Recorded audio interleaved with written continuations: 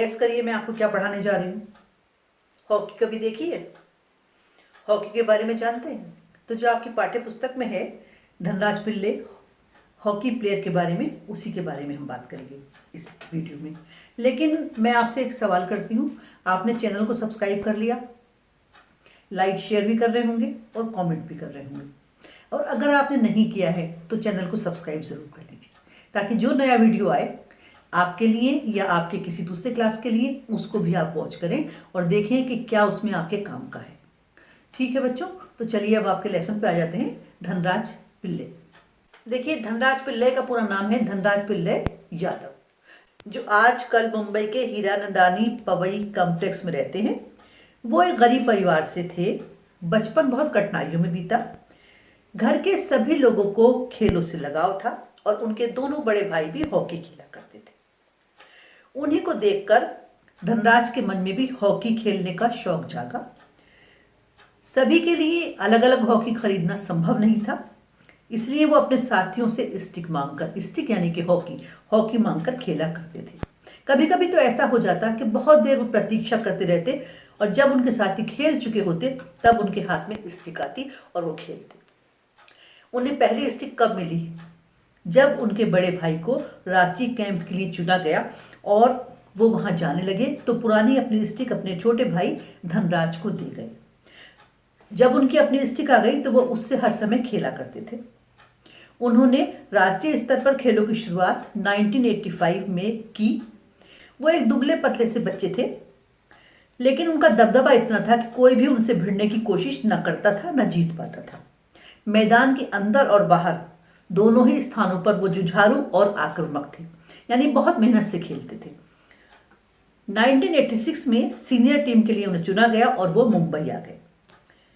बड़े भाई रमेश के साथ मिलकर मुंबई लीग की ओर से उन्होंने बेहतरीन खेल खेला और अब वो सोचने लगे कि ओलंपिक के लिए 1988 में जो हुआ था नेशनल कैंप से उनके लिए कॉल आएगी, लेकिन 57 खिलाड़ी वहां पे चयनित किए गए, यानी कि 57 प्लेयर्स का चुनाव किया गया, लेकिन धनराज का नाम उसमें नहीं था।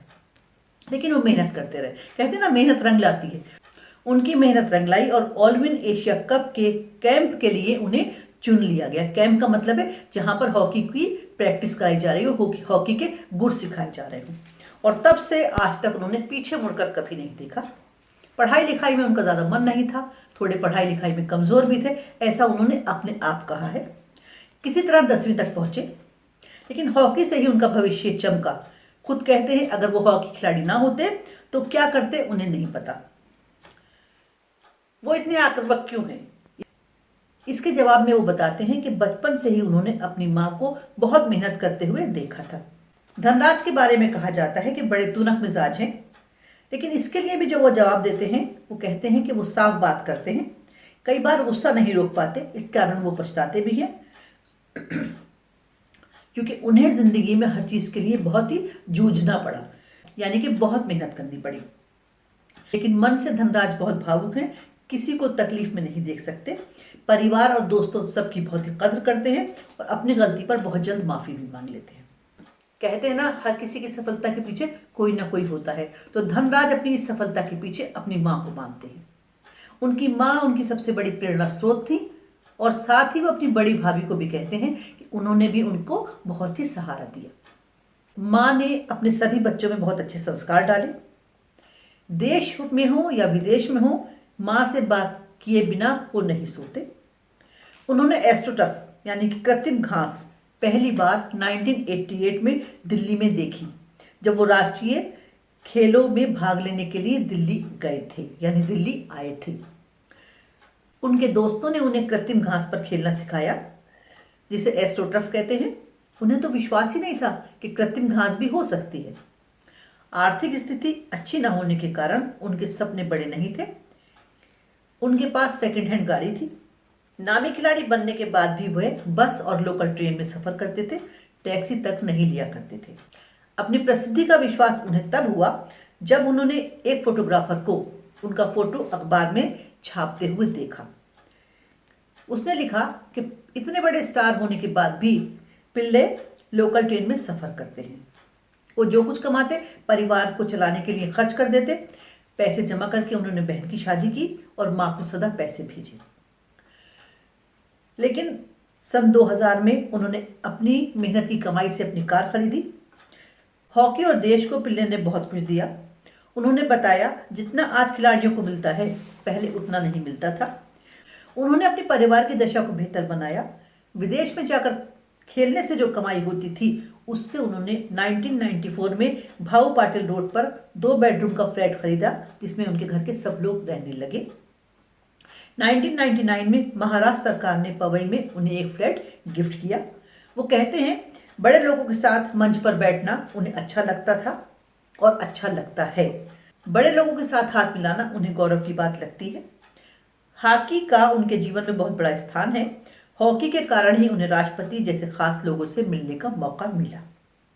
ये तो हो गई बच्चों आपके पाठ्य पुस्तक की सारी बातें। अब इतने बड़े व्यक्तित्व के बारे में जब हम बात कर रहे हैं तो उनके बारे में कुछ और जानकारी भी मैं आपको देना चाहती हूँ। जैसे उनका पूरा नाम धनराज पिल्ले यादव है। वो भारतीय हॉकी के पूर्व कप्तान हैं। 1999 और 2000 में सर्वोच्च खेल पुरस्कार राजीव गांधी खेल रत्न से उन्हें सम्मानित किया गया, जिसका नाम बदलकर अब क्या रख दिया गया है? जिसका नाम बदलकर अब हॉकी के बहुत बड़े प्लेयर मेजर ध्यानचंद के नाम पर रख दिया गया है। वर्ष 2000 में उन्हें नागरिक सम्मान पद्मश्री मिला। 2002 एशियाई खेलों की विजेता टीम के सफल कप्तान थे वो।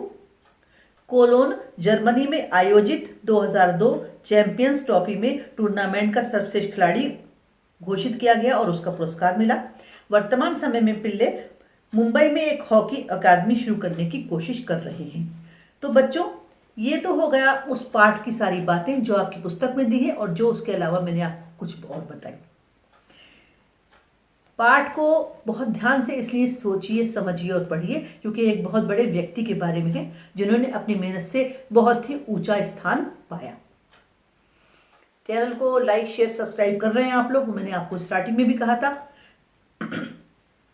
जब भी कोई चीज पढ़ते हैं तो इतने ध्यान से पढ़ा कीजिए कि आपको कुछ सालों तक वो याद रह जाए। Thank you.